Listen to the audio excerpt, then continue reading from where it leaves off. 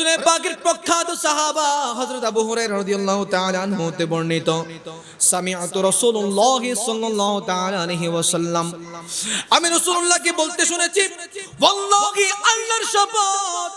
কে বলছেন বাবা? আমার রাসূল বলছেন ওয়াল্লাহি আল্লাহর শপথ, আল্লাহর শপথ ইন্নী লা আস্তাগফিরুল্লাহ ওয়া আতুবু ইলাইহি ফিল ইয়াউমি আকসার মিন ৭০ মাররা। আমার রাসূলুল্লাহ বলতে লাগলেন, এরা আমার সাহাবারা শুনো শুনো, আমি রাসূল সবচেয়ে বেশি একটা কাজ করি, পুরা দিনের মধ্যে ৭০ বারের অধিক আমি আল্লাহর দরবারে ক্ষমা চাই এবং আল্লাহর দরবারে তওবা করি। সুবহানাল্লাহ। আমার রাসূলের কি তওবা করার প্রয়োজন আছে? আমার রাসূল হায়াত ৬৩ বছর হায়াতে জিন্দেগিতে কেউ বলতে পারবে না আমার রাসূল একটা পাপ করেছে, কেউ বলতে পারবে না।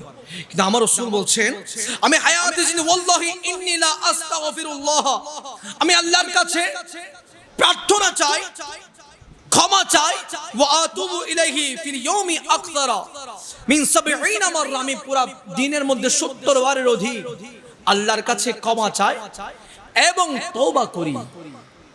আমার রাসূলের তো প্রয়োজন ছিল না তওবা করা, ক্ষমা চাওয়া, এটা আমাদেরকে শিক্ষা দিয়েছেন।